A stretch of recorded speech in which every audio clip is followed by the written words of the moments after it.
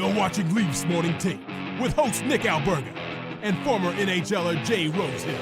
The show starts now. Incredibly, we've reached the final week of the NHL regular season. It's so unbelievable. Nick Alberga and guest co-host Carter Hutton to break it all down for the Monday edition of Leafs Morning Take. What's going on, Huts? Not much, buddy. Excited to be here, and finally that time of year, Nicky. We're getting close. 2 games left. We grind all year to get to this moment, and I'm grinding a different way now than I used to when I played. But this is fun, man. This is exciting times.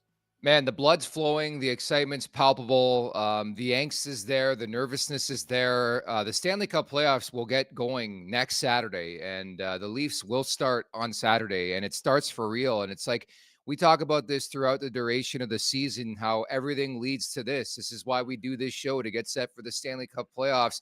Effectively, it's an 82-game dress rehearsal. I can't believe, there's a couple pieces of business to conduct before the end of the regular season, but we're almost there. Like, it's nuts to me how quickly time flies.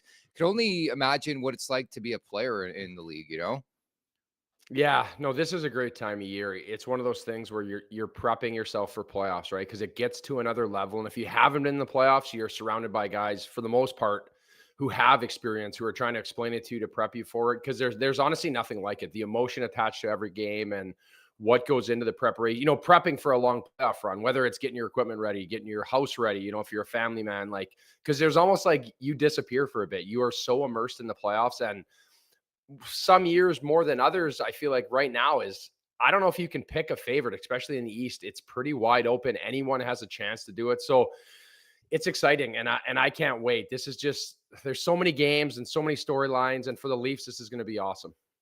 Lots happened over the weekend, but the biggest story for me was the news coming out that Joe Bowen and Jim Ralph are going to travel for the playoffs. This is like 5 years coming for these guys, the legendary broadcasters, the radio broadcasters of the Toronto Maple Leafs. This dates back to the pandemic, pre-pandemic. They're going on the road. Those guys must be charged up, fired up. It's happening, and I can't wait for the first call of a road goal. That's going to be great. No, it's going to be awesome, right? A couple legends, and exciting to have them there as well, too. That's the thing sometimes with TV. It's different on Toronto when you have national games all the time. You have Cuthbert and you have Simpson calling the games, where other markets, the radio guys are the ones you're attached to the whole time. I always remember having this conversation with Pete Weber when I was in Nashville. Yeah. He switched over to radio because his concern was if they ever won a Stanley Cup in Nashville, he wouldn't be calling it because it would be a national game. So the radio guys are so important. And even I catch myself more now with Sirius, with different radios, you want to hear the game, right? It's a different stand. They explain the game so well when you're not visually seeing it. And it's such a skill and an art, and 2 of the best at it. Yeah, and I've mentioned time and time again on this podcast, I had 2 years to be the Leafs radio host, intermissions, pregame, postgame, and worked obviously very closely with Joe Bowen and Jim Ralph, and just saw what professionals they were, how much they brought it on a daily basis. The thing that gets me is they never miss a call. Like, we had Chris Cuthbert on the show a couple months back, never misses a call. Joe Bowen's the same thing. He nails every call, and that's why these guys are Hall of Famers, and looking forward to these guys traveling. It's been a long time coming. I could tell you, as somebody who worked during COVID, calling games during COVID, doing the pre-post and intermission during COVID, it was just a different feel. And now that we're out of it, I think it's great that these guys are back on the road traveling with the Maple Leafs. Long time coming. It's crazy that it's taken this long. I think a lot of people didn't even know that was a matter of fact, but for these guys to go on the road, they've been staples with the organization. So kudos to them. The Maple Leafs making some signings over the weekend as well that we want to quickly go over. And Nick Mattinen's one of the names, which I think should draw the ire of Leafs Nation, because he was actually a 6th-round pick of the organization in 2016. A 1-year, 2-way deal that's going to start in the fall, by the way. A right-handed shooting defenseman, the Dell Player of the Year. But I love these flyers. Sometimes they work out, sometimes they don't, but not a big-time deal. No, yeah, but it's one of those ones you never know, right? It's not always going to be a younger guy that's a huge pick that, kind of comes in. Sometimes the guys off the radar are the guys you want, right? A little more experience. He gets a chance over there, and that's where your scouting system comes into play, right? You find those diamonds in the rough that are playing somewhere that might have got passed over, or, have potential. They find something in his game where he's going to fit with this team. So it's obviously an exciting thing. It adds to the cupboard, and it might not be an impact right away for the Toronto Maple Leafs, but it might be someone in the future, a few years of grooming because it's always an adjustment coming to play pro in North America. You see it all the time with guys. They need to go to the AHL or they need to take some time. And, again, just adding to their cupboard, right? They're going to need depth and they're going to have guys of the future. So you never know what he turns into. And nothing on Cade Weber just yet. I know we had mentioned in last week's show, I think they're trying to figure it out from a salary cap standpoint. There was even conversation that Cade Weber might play a game or two to wrap up the regular season for the Toronto Maple Leafs, but still nothing etched just yet. Of course, Boston University losing on Thursday, so the clock is ticking. Weber's going to sign at some point in time. Remains to be seen when. The Marlies signed Chaz Sharp, a 2-year AHL contract starting in 24-25, a PTO for the rest of this season. Luckily, one of my best friends knows this kid really well, coach with Mississauga. He's now with Sioux, but I asked him a bit about Sharp, who was the captain of the Steelheads, 19 goals, 53 points in 67 games this season. He said, big kid, skates well, bomb of a shot, plays big minutes, power play, PK, even strength, scores a lot of power play goals, and another right-handed shot. So, you can never have enough of these guys. They're so hard to find, right? It's so important, honestly, to have that depth at that position, especially right-handed. So it's one of those ones for me where obviously he's had some time, he's played well, and he's done enough things to get this chance in the American League. And the same thing, you look at some of the signings they've had over time. You look at Bobby McMahon, what he did coming out of college a little bit older. Obviously, this guy's younger, coming from the OHL in Mississauga, but a player that's right under their nose, right? Like a guy they've seen a lot of. They probably know everything about him. They know his character. They know a lot of things. So obviously, again, just adding depth. And again, these are one of those guys that they're probably never going to be in your top 6. Probably when they signed Bobby McMahon, they didn't think that, right? So there's a chance for these guys to develop and become players. And you need those guys that somehow just a scout, there's something about them they like, and it can come to fruition later on. You know what I also like? Greta Bar YYZ coming soon. In fact, opening its doors Friday, April 26th. That's deep in the heart of King Street West in downtown Toronto. Greta Bar will act as your go-to spot for all the hockey playoffs and baseball coverage you can handle. Whether you're pre-gaming, looking to watch the big game, post-gaming, or just looking to dust your friends off at some arcade games, Greta Bar YYZ will have you covered with delicious eats and thirst-quenching drinks. Go big. Go to Greta Bar YYZ.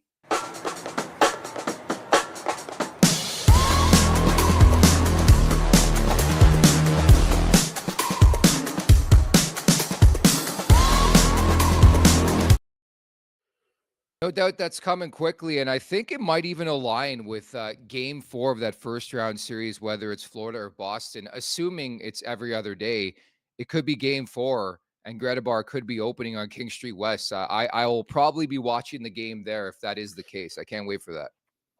Yeah, maybe you have to fly me in there, Nicky. We can have some fun and drown a few while we watch the game there. So good timing, and obviously exciting time for that bar and for Toronto. It's going to be buzzing. Looking forward to that, and looking forward to the Bleed Blue campaign here with the Nation Gear and Nation Network. Nation Gear is ready to gear you up for Toronto's playoff run. Rep your favorite team as they battle for the cup. Shop the exclusive Bleed Blue playoff tee and more at nationgear.ca. And I can't think of a better way to roll in a Greta Bar YYZ wearing the Bleed Blue campaign Nation Gear t-shirt. It's going to be phenomenal, and hoping for a long playoff run for the Toronto Maple Leafs. It's so important this time of year to live in the moment. You don't know how long it's going to last. Of course, last year we got to win a playoff series, which was fantastic, but it would be great, just great if the Leafs can finally go on an epic run, man. The weather's starting to change. I'm obviously in these parts in Toronto. People are optimistic. People are talking about the Leafs. The Blue Jays suck. The Raptors had a disastrous season. This is the moment. This is the time. Can they seize the opportunity is the question, Yeah, and it is, for me, I think there's some experience to draw upon last year, right? Winning a playoff series and being part of those tighter, there was always that black cloud that loomed over them for years, right? And finding a way to win last year with a lot of these guys, it's going to be exciting. And optimism should be high. This is a really, really good hockey team. And I think they've proved that the last few months here, that they're more than just a high-powered offense. They can play a complete game, and we're seeing it right now, and it's exciting, Nick. I love how somebody in the chat asked if I'll be pulling all-nighters at Greta Bar. Very, very likely, I'll be honest on that front. At the Leafs Nation 401 on YouTube, hit that subscribe button, hit that like button. Leafs Morning Take wherever you find your podcast. Make sure to leave us a 5-star review. And make sure to visit the LeafsNation.com. I write on there. Producer Vic writes on there. Some great, great stuff on a daily basis, getting you prepped, of course, for the Stanley Cup playoffs. So the LeafsNation.com for the very latest in all things Toronto Maple Leafs. Brought to you by DoorDash. It's time for the appetizer For a limited time, our listeners can get 25% off, up to $10 in value, and zero delivery fees in their first order of $15 or more when you download the DoorDash app. Enter code NATION25. That's code NATION25. All in uppercase, 25% off your first order with DoorDash. Offer valid in Canada. Subject to change. Terms apply. So first and foremost, we're going to recap the game from Saturday. The loss wasn't the big story to me. I know a lot of people up in arms, goaltending situation. We're going to get to that. But the Leafs are locked in a third in the Atlantic Division. They can't change. It's going to be either Florida or Boston, likely to be the Florida Panthers, who they play coming up on Tuesday. Mini 2-game set to wrap up on the road in the regular season. But number 69 for Auston Matthews, I've been saying this for a while. It gets to 69, shut him down. What a magical number, Huts. Yeah. Obviously, it's exciting. And you can just feel the energy in the building, right? Like, he gets on the rink, he gets that goal. It's nuts. And I will give Scotiabank credit. There's times where we give them a hard time about the energy, and it was buzzing in there. And he's at 69, glorious 69. And he obviously moved past that 67 real quick, got stuck on 60. It looked like he was going to get by it right away. Had a few chances, almost broke his neck there on one play after trying to go 5-hole on Reimer. But that was scary at times. But, this team is going, and he is going. And the biggest thing is not changing the way they play to try to get him to 70, in my opinion. I thought to an extent Saturday was the first time where I was like, they were forcing it. This guy played like 3.5 minutes in a row. Then you had the weird Sheldon Keefe comment after the game. Right there with you, the 5-hole attempt on James Reimer, I'm like, holy shit, this guy could be injured. But I thought it went in. Like, watching it in live, I'm like, okay, he's going 5-hole. Like, it's the masterful tuck by Matthews, and Reimer closed the pads. He wasn't going to be that guy. It's funny, that late power play, I don't know if you caught this. The Wings had 4 guys on Auston Matthews. I think they knew the game plan. And I think, again, for the first time, the Leafs were guilty of going to the guy. And I don't doubt it. It's the season's done. They know where they're going to finish in the standings, go after it a bit. And that's the first time it happened. And ultimately, I think it led to that loss where they were overcompensating for Matthews a bit. No, I agree. And it's one of those ones when you start to overcompensate, you get outside of your structure, your system, where he's a good enough player, the chances are going to come. If you just generate offense and play your game, you're almost going to create less by trying to force it down his throat. You're going to create more by just playing the right way, in my opinion. He didn't get the 69 goals by you guys forcing him the puck. He got the 69 goals because he's the best goal scorer in the world right now. He is a guy that just creates space. He can beat you so many different ways. We even talked about that when we had Crawford on in that interview, is the fact of he's adjusted his game to be better in tight areas, not just on the fly or on the power play. So for me, it's get back to what works. And I definitely felt like that was one of those games where they lost sight of it. And you're playing against a team that was hungry to try to keep their playoff hopes alive as well. So how do you deploy Auston Matthews the last 2 games? You got Florida on Tuesday, Tampa on Wednesday. It's presumably going to be like a B roster for both squads. I think it's the last game of the season for Florida. Tampa's last game as well on Wednesday. Toronto's last game. Is Matthews calling the shots here, pretty much saying, hey, I want to play this game? It's weird, man, but I wouldn't play him against the Panthers. I think he needs 1 game. I think he does it. He's that good. But again, I think it's probably going to be up to Matthews in this situation, no? Nick, I kind of disagree with you. I think it's hard to sit him on the front end of that back-to-back, right? It's almost like if he gets that goal right away, then he's out against the Tampa game, especially it's back-to-back, you rest him. But he's playing so well right now too. He's so hot, he's dialed in. So I definitely don't think you want to miss both games. Even if he's at 70 right now, I still think he plays one of those 2 games, in my opinion. I just don't know, if you're getting the goon squad there, if the Bruins can win and clinch that spot, it's almost the best for the Leafs right now tonight. Where if they get a chance to play him, get 70, it's so hard. This is a tough call. This is a really, really tough call. I don't know what's going on with Matthews, with his body, with how he feels, but he is playing some of the best hockey of his career right now. You definitely don't want to take a full week off, but it'd be really nice to get him to 70. If he doesn't do it in the front end, that's going to be hard to sit him in that Tampa game. I get it. Anybody else but the Florida Panthers are the cheapest fucking team in the NHL. Pardon my French, because people hate that we swear on this podcast sometimes. They're so fucking cheap. And what's stopping Florida, Nick Cousins, from doing something stupid to the Maple Leafs? And I know Ryan Reeves could be on the ice and stuff I wouldn't even play Samsonov in that game. I wouldn't show my best hand to the Florida Panthers. I think that's the whole purpose of this whole story. I get it. It's been 30 plus years. Auston Matthews this, Auston Matthews that. It's all about the Stanley Cup, man. I think that's the great thing about Auston Matthews. I think he cares, but he hasn't acted like he cares that much where he's like Mitch Marner last shift last season. He was sweating empty net or trying to go after. Like he hasn't forced anything, I think, which is great to see. And I think he's going to get there. Like, I don't think you need to force it if you're the Maple Leafs. If Matthews does play, I don't want to see him play anywhere close to 20 minutes. I think you have to be mindful, long game in mind. But again, I'm not going to say, hey, don't go out and chase 70 goals. I would just be very careful. And maybe it's unfair to the Florida Panthers, but I don't think they're a clean team. No, but what changes come game one though? Like, in my opinion, it's not like you're just going to go out there and take, like, the same thing's going to happen in the playoffs. He's going to be getting the same attention, the same guys trying to per se take him out as you think. But I don't know that. I just think there's a hit on honestly Matthews. For me. Yeah, I know, but I honestly just think that, like, playing the right way coming into the playoffs is going to be more important than that. But I also agree with what you're saying is the fact that, like, the playoffs, the Stanley Cup is more important. I totally agree. I also think there's a fixation on the number 70 too. Like, what is really the difference between 69 and 70? I know it's a milestone, but at the end of the day, it's one goal. Like, the main goal is to win the Stanley Cup. So there's that side of it for me where, like, what does it matter? You're still the best goal scorer in the league. You still got 69 goals. It's amazing. It's crazy. So the main thing is where he's at. And those are behind the scenes conversations that go on. And from a coaching management standpoint, where do they feel their team is at headed into this playoff series? And you know, what are they going to show the Florida Panthers? Because at the end of the day, if Matthews scores 71 and they get bumped first round by the playoffs, everyone's going to be like, who cares about the goals now? Fair enough. Got a couple people in the chat, by the way, off topic, asking about Nashville places to go. A guy at TML who watches our show every day said Nick's never been to Nashville. I don't know how you know my life. I've been there a couple times. I'm the king of Nashville, king of Broadway, pretty much. All Deans, I would mention. You know Nashville pretty well. Where else? Yeah, Would you, well, the main place to go would be Love and Exile Bar on East Main Street, just by the Tennessee Titans Stadium, because I own it. I own a wine brand there, and we're in a bunch of places, so I'll get a little self shout out there.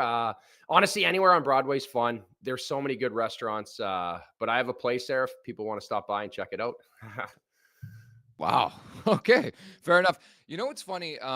Social media is a cesspool. We love everybody in the chat. You guys are phenomenal. And Matt writes in LMAO casual plug. Now, job well done by Huts. You got to call your spot sometimes. He called this spot. Great stuff. Check out the bar.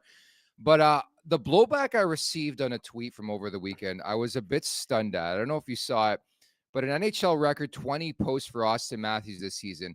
And all I said something to the effect of, like, imagine, you know, he scored 10 of those 20, he'd be sniffing 80 goals. And naturally, it was all anti-Leafs people. It's like they wait in the fucking grass on social media waiting for people to tweet about the Leafs. And the blowback I got, I was just proving a point. Like, this is an NHL record, and this is the best goal scorer on the planet. Imagine. That's all I was saying. Yeah, but that's social media, buddy. They just wait in the wings to give it to you, buddy. That's why when I was playing, that's why my Twitter account has 200 followers. Because when I first started, I had a big one with, you know, a bunch of followers because I was playing and doing stuff. And then I got to the point where it's like, why am I even looking this? Why am I exposed to it? Because people just wait. It's a good point. Like, it just shows you how close he is, how many extra chances he has. And it's such a fine line where on the same sense, it could have been, I'm sure, out of his 69 goals he's got, 19 of them could have not went in too because of certain things that happen. Like, it goes both ways. You're just being on the glass half full side, and you never want to go on the internet and be optimistic, Nick. You got to be negative. Fuck. That's how it rolls. Just ridiculous. Anyways, it is what it is. I want to get to Ilya Samsonov. Obviously, you're the goalie on this podcast. You're the best person to ask. What's your level of concern? I mean, 5 goals on 32 shots. That's 11 over the last 52 shots. What did you see in his game over the weekend? You know, I didn't like him starting to begin with. I kind of stated that last time we were on. I think it was Friday. We talked before the Saturday game, and I just thought it was like, you're kind of forcing it, in my opinion. Like, he had a bad game, and then even at practice, he was on the other rink with the goalie coach working on his game. It was almost like you're treating him with white gloves, in my opinion. So it's like, you're going to get back in. You have to bounce back. We need you to play well. We need you to be ready to go. Then he gets in there. He has a bad first period. Not horrible by any means, but the fourth goal is obviously a killer. But I love the fact they kept him in there. Like, you could have pulled him, and now he's got to sit on and stew on it. And then he makes a few decent saves, like some big saves early in the second. Then the Leafs, I thought, started playing well. At the end of the third, makes a couple big saves to get it to overtime, to get that point against a team that's trying to get in the playoffs. So I think there's a lot to pull from that, the confidence he can gain from it. But for me, I I just don't think that was the game. I think you maybe protect him a little bit and then you give him a game in Florida or Tampa, wherever it's at, and get him ready. It's a little bit of rest, but what's done is done. And I think he bounced back well. Again, I'm not hitting the panic button. I'm not judging 2 games based on that. I think there's moments in those games where he was really good. And then there's a few where it's like, hey, we needed to be a bit better. And that's manageable for me. And I don't think there's a panic button to be hit here at all. It was solidifying that Samsonov's going to start game 1 of the playoffs. And again, I shouldn't be speaking to this because I'm not the guy who played in the NHL in net, but right there with you. And I tweeted it. Like, I thought it was weird. I just thought it was a great spot for Joseph Woll to end on a high note to get ready for the Stanley Cup playoffs. You're on home ice. Detroit's got something to play for, so you're going to get the best effort. The Leafs a bit loose defensively again in that game. And now you think about the time off between starts for Joseph Woll, who I believe won his last game, right? Like, so it's been very, very intriguing the way they deploy these guys down the stretch. And now presumably, like, I don't even know what you do. Do you go Woll Tuesday and Samsonov Wednesday? I don't. This is a tough one now because that's why I think that if you sat him out that game, you start Samsonov in Florida. Just familiarity of being on the rink, being like another game in Florida, and then he sits out the back-to-back. Because my problem is I don't know if you really want to start him on a back-to-back because the team's going to be a little more tired. You might get exposed to a bit more. It's pretty high-powered offense. You're talking about Kucherov, who probably will win the Art Ross, still going for it, trying to rack up points. It might be an open hockey game. It's like, that's not really what you want to expose your starting goalie to, because when the playoffs start, it's going to be totally different hockey, right? Everything tightens up. So it's a tricky one. That's why I thought that was a good spot for Woll, and then you give him Samsonov. But like, I still think you got to get Samsonov one more game here. I just don't know which way you do this. So it's tricky. I feel like they're in a bit of a pickle here, but at the end of the day, I think Samsonov has that experience now to draw upon dealing with these sort of things throughout this season. And for Joseph Woll, man, I know he hasn't had a start in a little bit, but this is part of being a goalie in NHL. Like, trust me, I've been through this where I'd go 2 weeks without a start. Nobody gives a shit how you're feeling. Like, you have to be ready to go, and they're preparing him to be ready to go. And again, you have a veteran in Martin Jones ready to go as well. Oh, they got Matt Murray too. We're going to get to that conversation. A 4-headed monster in between the pipes for the Toronto Maple Leafs. Joseph Woll's last game, April 9th. So it's going to be a week between games, whether he plays Florida or the Tampa Bay Lightning. All I could think about was you during the first intermission. What's it like for a goalie? Like, if you're Samsonov, that hook is there. Like, the eye contact. You ever had an occasion where it's like you didn't want to look at the coach's eyes to know, like, are you in or are you out for the second period? I thought it was the right call, though.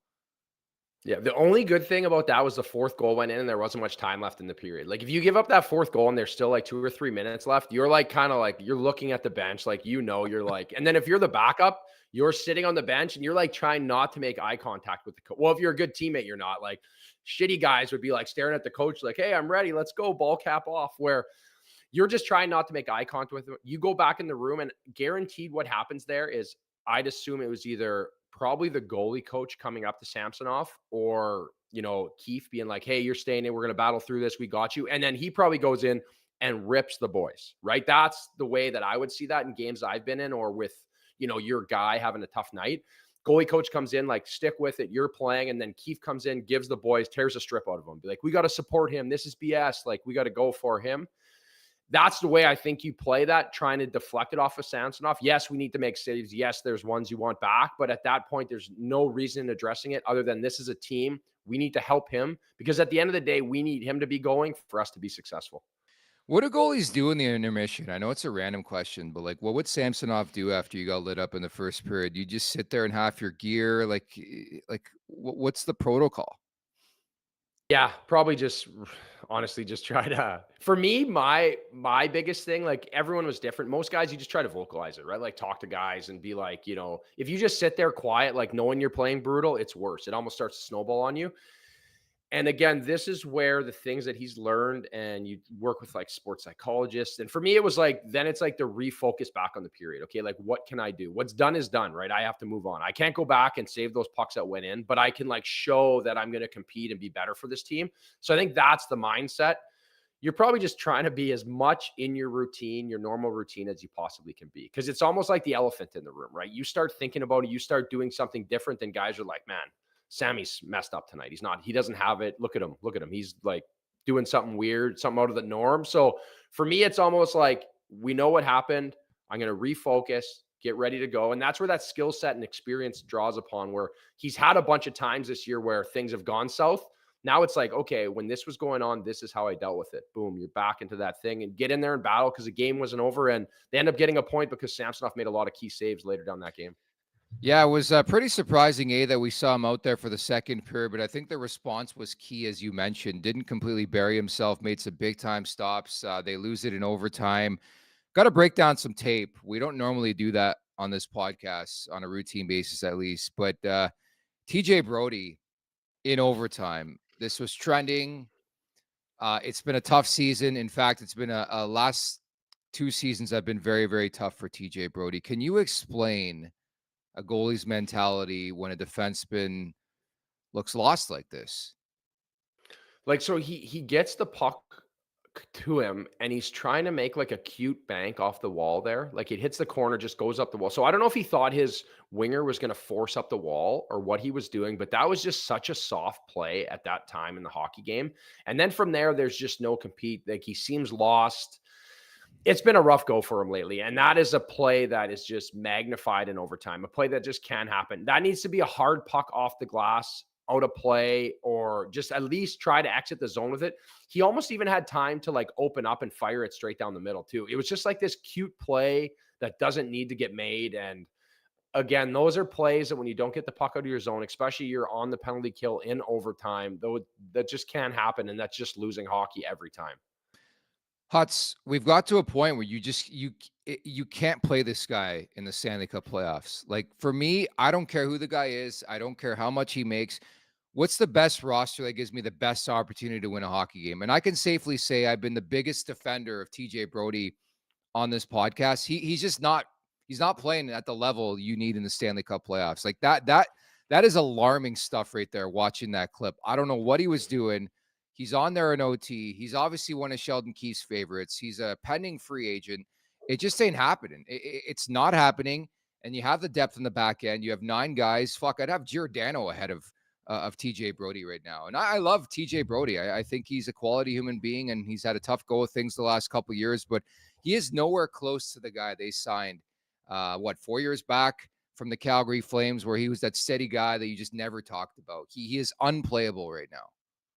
Yeah, and that is professional hockey and professional sports in general. It's like, what have you done for me lately, right? You can draw upon all these things, how he used to be and what he used to do, and he's just not getting it done here, especially when you look at other players. You're playing in a technically a meaningless game in the sense of like you're pretty set in the standings, and you have a guy like Jake McCabe who's out there blocking a shot with his face, battling, competing, right? And then you have a guy like Brody who can't even make a play, or, it's just so soft. Like, I know Edmondson sat out, but he's going to bring it. Labushkin, these are guys that come playoff hockey are going to make it hell on the other team, especially in a 7-game series. And with Brody, it's just these sloppy plays. It's one thing to be a skill guy, right? And have this element, you're mobile, you can make plays, but you have to be able to play in your end. Like, you are a defenseman. You need to make good plays, not be so soft. And it's gotten, Nick, I'm with you. It's got to the point where I just don't see how you can ice him come playoff time. Dude, it's comparable. Like, if anybody out there plays video games, it's like your controller disconnecting watching TJ Brody. Like, it's alarming the type of mistakes he's making, where it's like, man, like, you're a fringe AHL player. Like, it's really, really weird. And I know it's Toronto. I know there's always a whipping boy. Last year was Justin Hall, but some of the decision making, it's like, are you all there?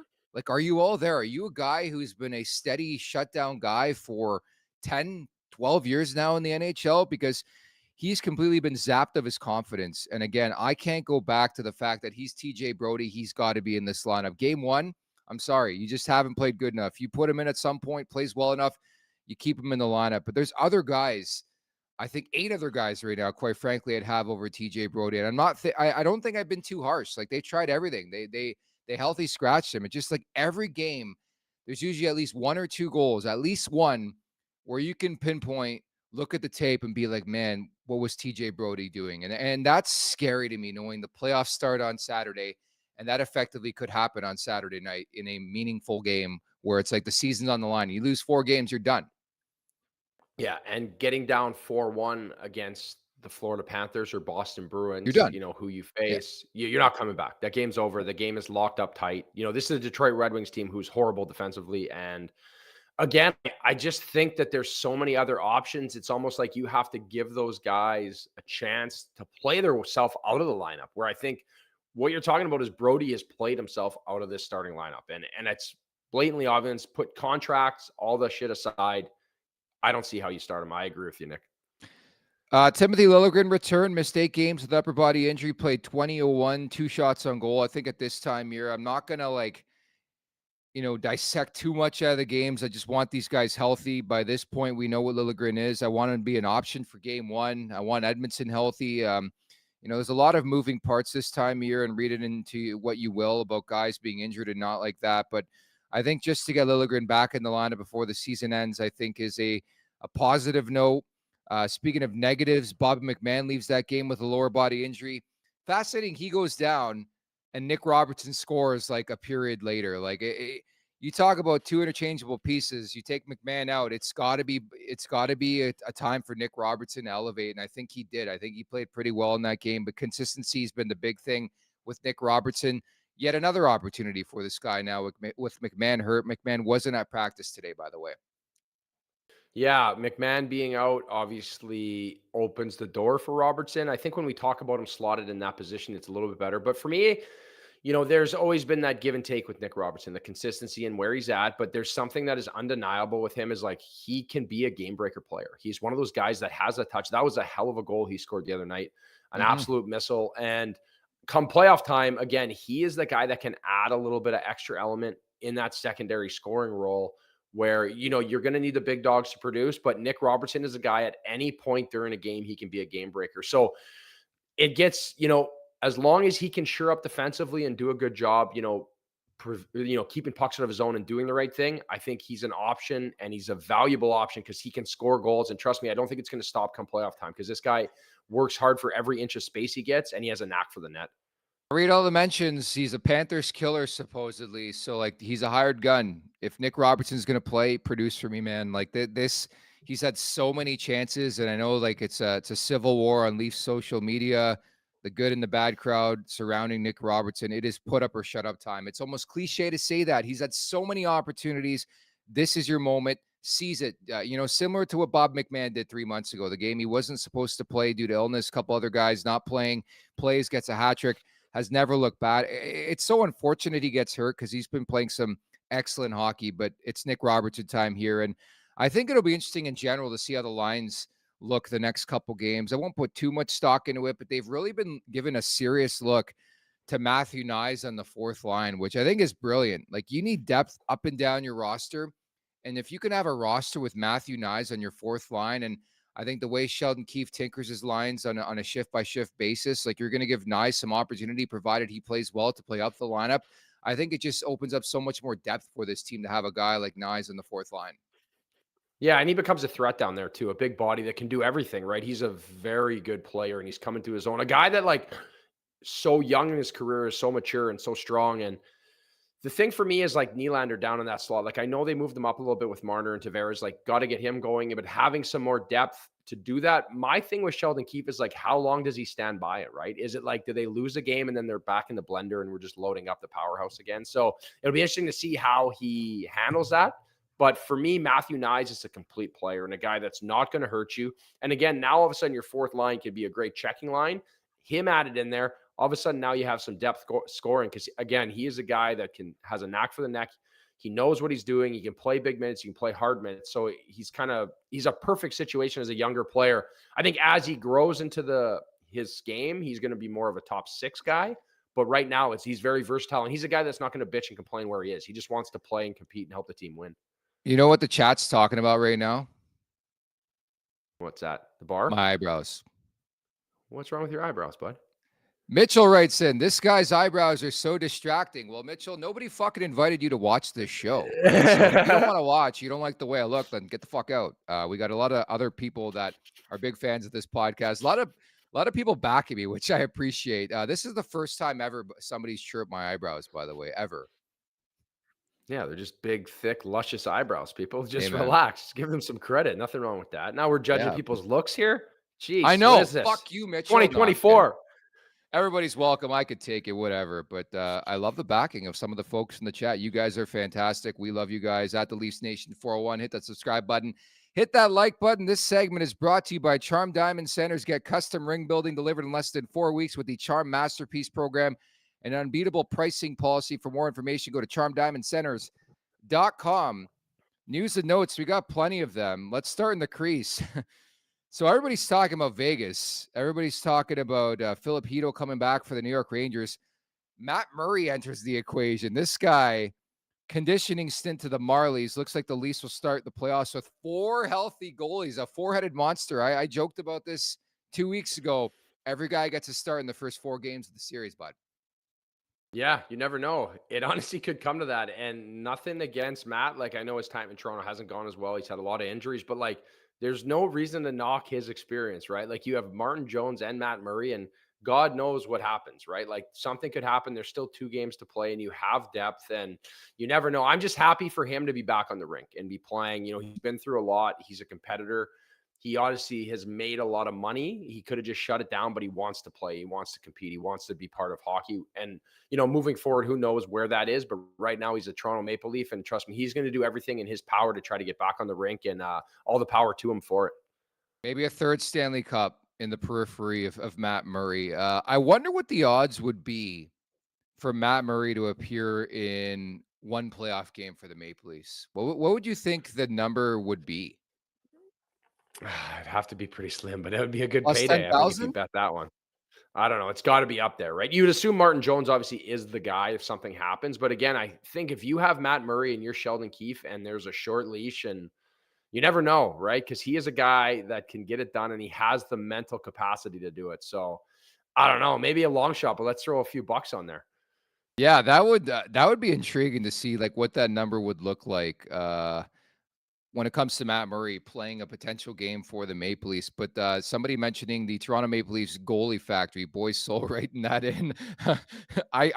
It's funny to say that because this has been a fucking graveyard for 15 years dating back to Curtis Joseph. But hey, the more the merrier. I don't care. Get Curtis McElhaney signed to a contract. I know he's with the organization working with the goalies, Stanford as well. Just have somebody step to the equation. I just want somebody to be Sergei Bobrovsky for this team. And maybe that's probably too much to ask for. But imagine a Leafs goaltender went on some epic run where every night it was like 1 goal, 2 goals, Leafs winning and winning and winning and winning. That storyline in this market. A Leafs goalie rises to the occasion in the Stanley Cup playoffs. I think it would be unbelievable. Imagine like how you'd be remembered forever. Like, honestly, like, think about the guys you talk about. Like, no one's even won anything realistically, like, since guys that are just absolute legends with the Leafs. And you're Yeah. like, imagine how hard, I don't know, it'd be unbelievable. You just need a guy to get hot at the right time. I don't care who you are, what you do after, like, just go on an epic run, get them somewhere, find a way to win. And I really hope it's the year they piece it together. But I also think I am not going to be surprised if you see multiple goalies play for the Leafs this year. I don't know if he's talking about 2 or 3, but I wouldn't be surprised if you see Joseph Wall at times or something happens. The NHL is just too wide open now. Yeah. It's hard to just keep teams, you know, for a 7-game series. But man, it would be epic. And honestly, we need it. We absolutely need it. Somebody wrote in, Samurai writes in, Huts, do you have X? He does. Carter Hutton 4, I believe, is the handle if you want to follow Huts and his illustrious takes. I still don't understand the story of why you had such a big Twitter following. It must have been after you signed with Buffalo. You just shut it down. You read your mentions. You're like, no, thank you, right? Yeah, I like 20 or 30,000 fall, but that was easy back then, right? Like, I didn't really do a lot of why? tweeting. I did a little bit. Yeah. But I just never thought I was going to need it either. Like, I kind of was like, why am I exposing? Even now, I will delete Twitter and Instagram off my phone for time because I find it's like Wow. it becomes a crutch for me, right? I got a young family, I'm busy, I have things on the go, and then at times we'd have our kids, and I'd be like scrolling Twitter, looking at shit, and I'm like, why does this even matter to me when I have a family and stuff, right? And then I'm getting exposed to people being like, hey, we're gonna burn your house down, you suck. Be like, okay, man. Like, I was just like, it just didn't seem right at the time.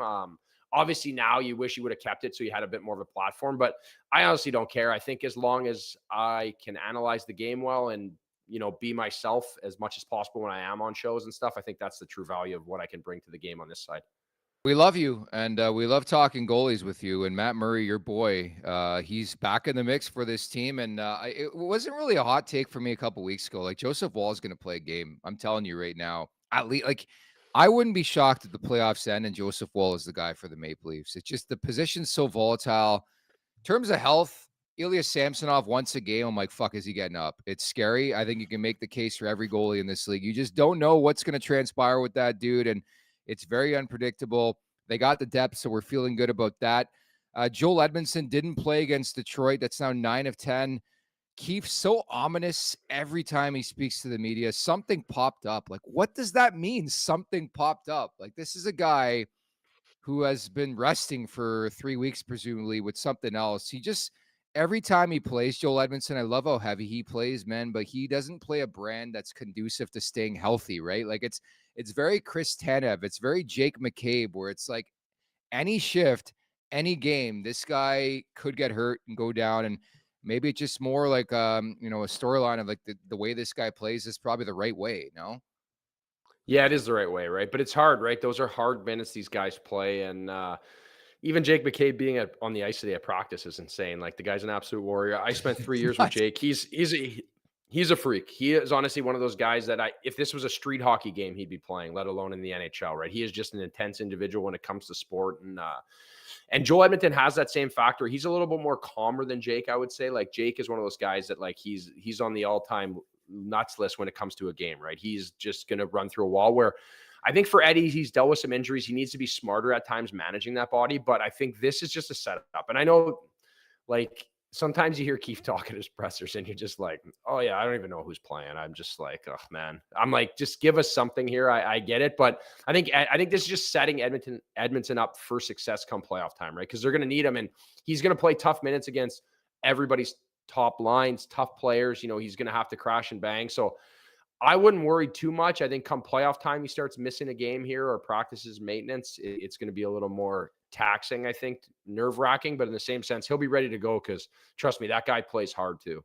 Yeah, that's the one thing about the playoffs. If a guy's missing a game in the playoffs, he's really, really hurt. I mean, how many stories come out in the postseason when teams are eliminated or teams go all the way, and it's like the laundry list of injuries. Like, guys play through everything, and I know it's been said about Edmondson. He probably would have played every game the last little while if it wasn't the regular season.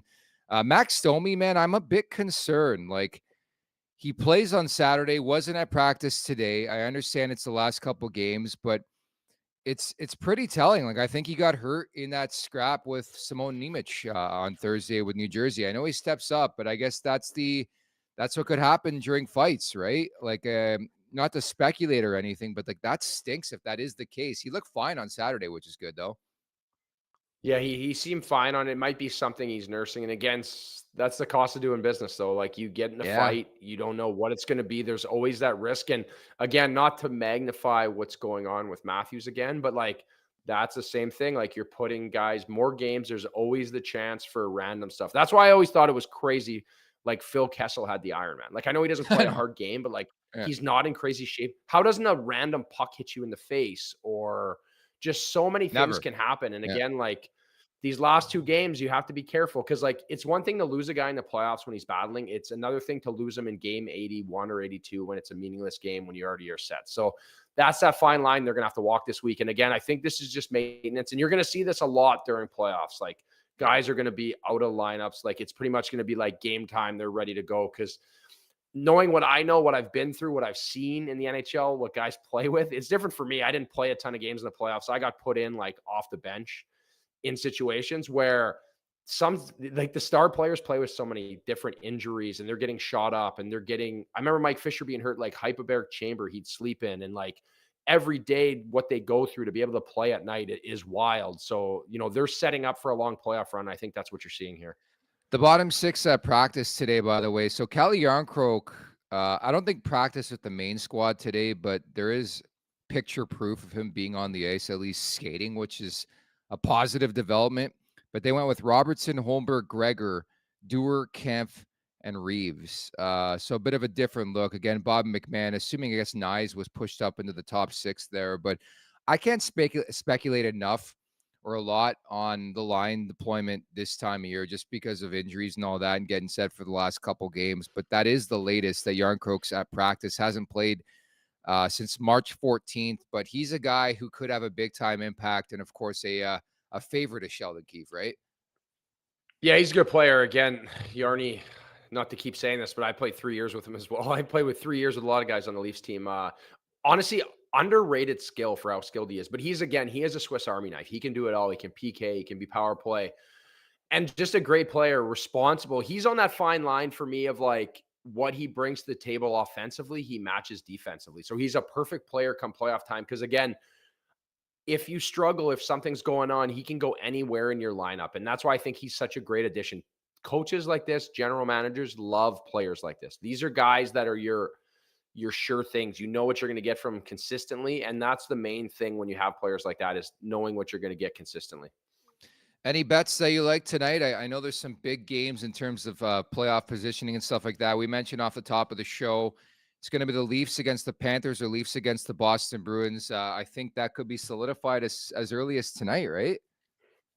Yeah, I think that is tonight because the Bruins and the Capitals, if the Bruins win tonight against the Capitals, which I think the Bruins will win tonight, I just think that Charlie Lindgren's been running on fumes. I also wanted to touch on, I said Arizona against Edmonton, and I hit it. Just so last week I Nice. said that. You can find that in the recording.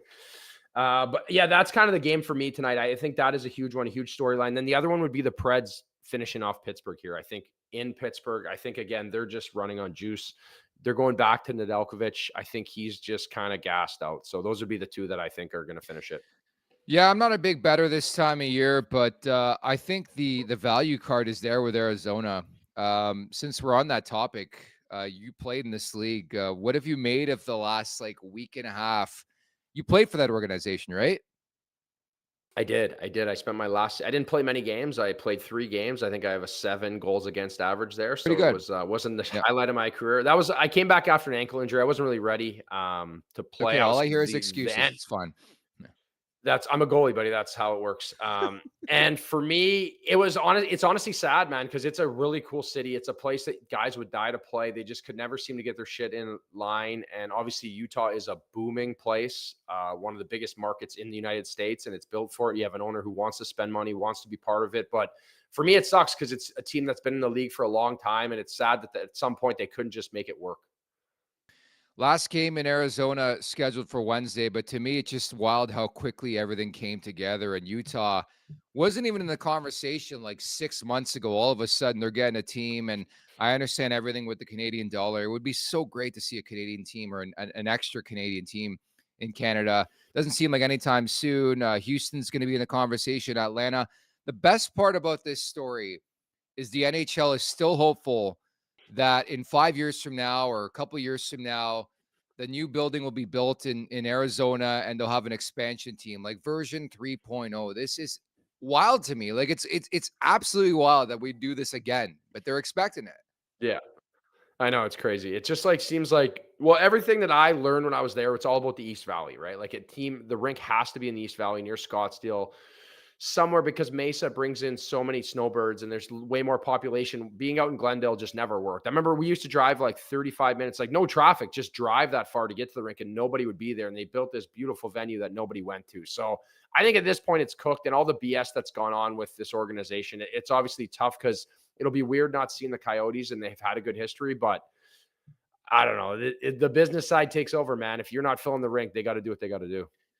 Just some housekeeping notes to wrap. And by the way, I want to mention just how weird it was that Shane Doan played 1 year with Winnipeg, then they relocated to Arizona. Josh Doan, his son, scores in his debut, plays 15 or 11 games or whatever it is, and now he's going to relocate. I feel bad for those guys. I feel bad for guys like Nyes and Matthews. Those are the team that's the team they looked up on, and it's just like it's too sad, but it was time. And I'm looking forward to see what they put together in Utah. The lines at practice: Bertuzzi, Matthews, Marner, Nyes, Tavares, Nylander, Robertson, Holmberg, Gregor, Dewar, Kampf, Reeves, and then Yarncroke skating earlier. Riley Labushkin in the back end, Benoit McCabe, Edmondson, Liljegren, and Brody, Giordano, and Timmins on the outside looking in. So, hey, okay. They must have been listening to us. They must have been listening, Nikki. It's piped Hey, in the room, buddy. Piped in the room. Yeah, we're right on the screen. Actually, that's where I recognize you from when I was with the Leafs there. You're always up on the TV. Everybody was listening. I love it. That scares me a bit. But to be honest, great job today, buddy. 2 games left. Put you on the spot. Matthews get to 70 or what? Yes, sure, buddy. He's getting it. I believe in him. He's Sure. way Love too the good. sure. He's way too good not to. I think he's getting a 70, and I think it's going to be interesting and it's going to be awesome. So I love it. Reading the tea leaves there, Hutz is like, just get to the fucking playoffs already. I do not care if this guy's 69 or 71 or 70. Win a fucking series. Win 3 series. Win 4 series. Win the Stanley Cup. So again, go out there. Check out the Bleed Blue shirt that we put together over at nationgear.ca. Get amped with us. Stanley Cup playoffs just around the corner. It's the best time of year to be a hockey fan. Like, everybody's excited. The best part about the playoffs, there are 16 teams who are going to enter. Everybody thinks they have a chance of winning the Stanley Cup, and you're going to find out really, really quickly. So, Hutz, you'll be in the mix, I think, later on this week or in next week for sure, and we'll get set for this first-round matchup here. Sounds good, buddy. Obviously, enjoyed jumping on and looking forward. Exciting times ahead, Nicky. The man, the myth, the legend himself, Carter Hutton, Jay Rosehill, back in the mix tomorrow as we preview the Leafs and the Panthers, maybe a dress rehearsal for the Stanley Cup playoffs. We'll talk then, and thank you to producer Vic, everybody in the chat, at the Leafs Nation 401. Hit that subscribe button, hit that like button. Don't forget to visit the LeafsNation.com, and you can find us in podcast form as well. Make sure to leave us a 5-star review. We'll talk tomorrow. Take care. Make sure to check out more of our content right here on the Leafs Nation YouTube page. We got long-form interviews, we got clips, we got epic rants by Jay Rosehill. We simply have it all. And don't forget, you can find out much more at theleafsnation.com. Thanks so much for watching.